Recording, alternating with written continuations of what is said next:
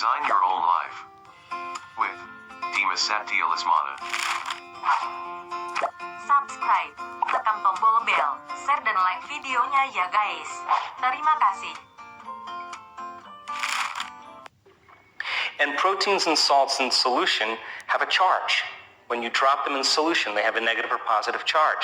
So now when you begin to inhale and you begin to pull that cerebrospinal fluid up towards your brain and you accelerate those charged molecules, according to physics, when you accelerate a charged molecule, you create a invisible field called an inductance field.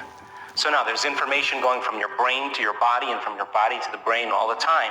But when you do this breath and you start accelerating those charged molecules, you create this inductance field moving in a certain direction, and all of a sudden, all that energy from those lower centers start moving up to the brain.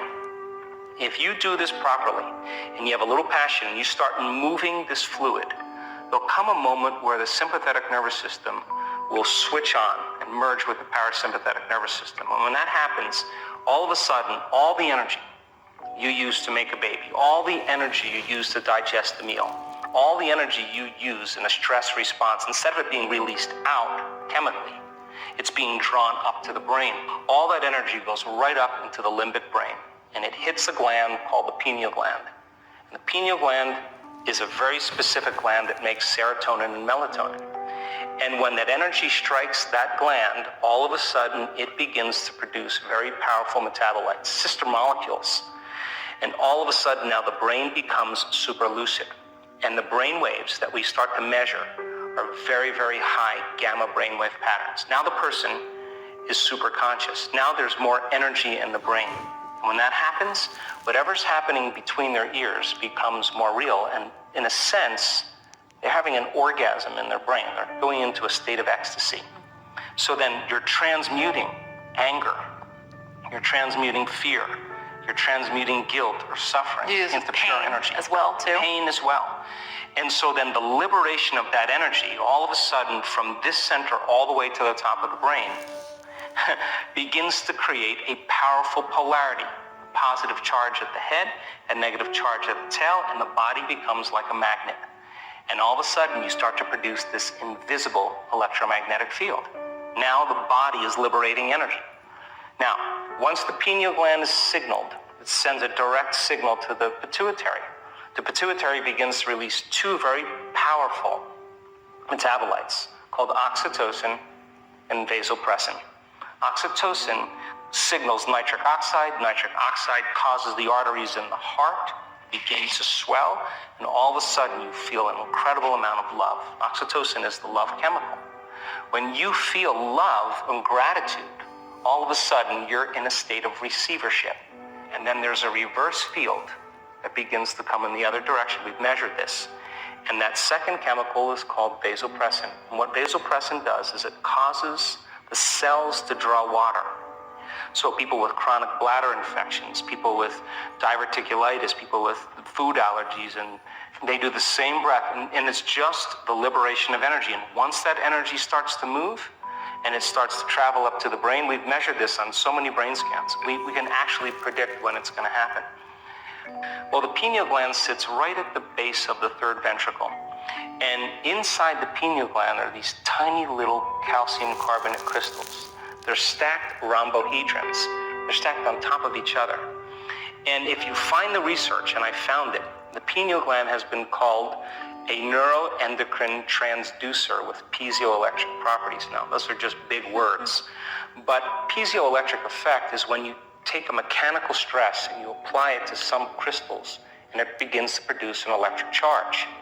So then the act of inhaling and bringing that breath all the way to your brain with passion and squeezing those muscles, and yogis can do this really well, and holding your breath, you're exerting pressure against that pineal gland. And as you start to compress those stacked crystals, you begin to produce a piezoelectric effect. And now you're taking a mechanical stress and you're turning it into an electrical charge. Now you're electrically activating those crystals. And those crystals are very sensitive to frequency. And all of a sudden, when they become electrically activated, the pineal gland becomes like a radio antenna. And now it can pick up frequencies faster than the speed of light. Now, why is that important? Because your pineal gland right now is determining whether there's enough light in this room, and if there's enough light in this room, it'll make a neurotransmitter called serotonin. And serotonin gets your brain up and awake, and you can function with conscious awareness. But when the light diminishes and there's an inhibition of light, serotonin is transmuted into melatonin. Melatonin is the nighttime neurotransmitter. It helps us to go to sleep. But serotonin and melatonin are directly related to the wavelength of visible light. So then we're producing certain rhythms and chemicals in our normal waking day based on our environment. But when the pineal gland becomes electrically activated, it literally begins to produce a resonant electromagnetic field. And now that begins to send a signal out, and those crystals stretch until they can't stretch anymore, and then the field reverses and it compresses those crystals, and all of a sudden you have a little antenna right up in your pineal gland. And now it can pick up frequencies that are faster than the wavelength of light. That's called the quantum.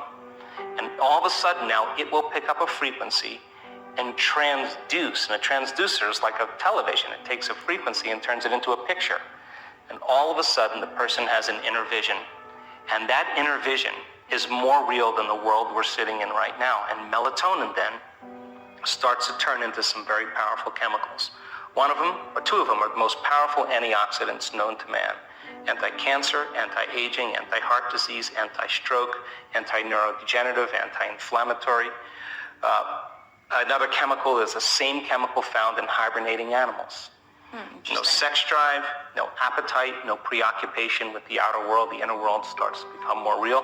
The body moves into stasis. It's the same chemical where the caterpillar becomes the butterfly. Take the molecule, tweak it again. You have a benzodiazepine, fits in the same receptors. What it does is it suppresses the survival centers in the brain. Take the molecule, tweak it again, and now you have the same chemical found in electric eels, a very powerful biophospholumescent chemical. Tweak it one more time, and now you have dimethyltryptamine, the most powerful hallucinogenic known to man. And now, person's going on a vision, and that's why it's called the third eye. I call it the first eye because now it's releasing its elixirs, and we start having very profound dimensional experiences. So pulling the mind out of the body is beginning to liberate energy, and it begins to produce a magnetic field, electromagnetic field. But when the latent systems switch on, now we're going to access information no longer from our three-dimensional reality. We're going to access that information from the field, and the brain is going to begin to transduce that frequency carrying information into very profound imagery, and the person's going to have a full-on sensory experience without their senses, and it's going to be more real than the world we're sitting in. Pramuka Tokopedia, serba murah. Tokopedia. Totalnya jadi 2 juta ya, Kak? Mbak, bayarnya bisa pakai exposure nggak ya? Saya tidak the world we're sitting in. When something unusual happens, people always say, oh, I want the unknown, I want the unknown. When the unknown comes, a lot of people aren't ready for it because it scares the living daylights out of them. You have one of two choices. In our brain scans, we've actually seen this. A person who gets afraid will move from that elegant state into a high beta brainwave state, a stress state, and they'll disconnect. They'll come back to their body and they'll lose the experience. Others, they relax and surrender into it, and the more you relax and surrender into it, and the less you resist it, the less impedance there is, the less physiological conditions we have. So when it happens, we have to literally surrender and relax into it. And that sounds very easy because, but a lot of times it's not. A lot of times it's more difficult than we think because it's a very powerful frequency. And the feeling that you have is a tremendous amount of love if you can fully surrender to it. And it's not chemical, it's electric. And you can feel it in every single cell of your body. That's the side effect of that we've seen is a biological upgrade. We've seen people's eczema, tumors, Parkinson's, rheumatoid arthritis, Hashimoto syndrome, literally go away after one biological upgrade. All disease is lowering a frequency, an incoherent message. And you can say in that moment, when that latent system switches on and those microtubules start vibrating, you feel such a level of coherence and order. You feel connected to something greater. that you want to have that experience again. And so then the next time you do that breath, you have more intention, you have more passion, and you're literally drawing that energy up into your brain. And literally, one woman said her brain scan was off the chart. She said, another one of these and I don't need a husband. I mean, she had so much energy in her brain. It was a full-on ecstatic experience. So people are doing it, and the side effect is that the body begins to change dramatically. If you could use the same muscles right now, contract the muscles you use for elimination, front and back, and you were to lift those muscles up, you would be lifting up your pelvic floor, your perineum. Those are the muscles we're going to use to contract the energy related to the first center. If you were to pull your abdomen in and touch your belly button to your spine, you would be contracting the second center, where you would begin to milk the energy out of the second center. If you contract your upper abdomen, now you're contracting the muscles that are related to that center. The act of inhaling through your nose while you contract those muscles, coupling those together, is the act of pulling that energy. Where do we want it to go? Right to the top of our head. So if you took your finger and you were to place it on the top of your head and work your finger now in there, and then take your finger away, if you can keep your attention there, where you place your attention is where you place your energy. So that's your target. So the idea then is to close your eyes and to inhale, and at the exact same time that you inhale, to lift those muscles up and in, and with the intention of pulling the mind out of the body and liberating energy, pulling that energy all the way up into your brain. As you inhale, one slow, steady breath. Follow it from your perineum, through your lower abdomen, through your upper abdomen, through your chest, through your throat, through the brain, all the way to the top of your head. And when you get to the top of your head, hold your breath and now squeeze those muscles a little bit more and just pump that fluid up against the back of your brain and hold it. And then you exhale, relax, and feel. Now, in the beginning, when you learn anything, you have to practice it, and it's mechanical. But as you keep practicing, it'll become more intuitive and less step by step. It'll become one motion. So the act is inhale at the same time, perineum, lower abdomen, upper abdomen. And as you inhale, you follow that breath all the way up through your chest, through your throat. Keep inhaling through your brain to the top of your head. When you get to the top of your head, you'll drop your shoulders down, straighten your spine, squeeze those muscles a little bit more. Put your attention on the top of your head and just push that fluid a little bit, compressing the crystals of the pineal gland. Hold for a few seconds and then relax and feel it in your brain.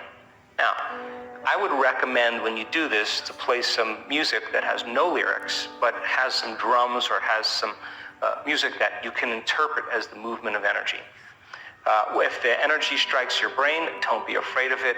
It's just the liberation of energy. Let it happen.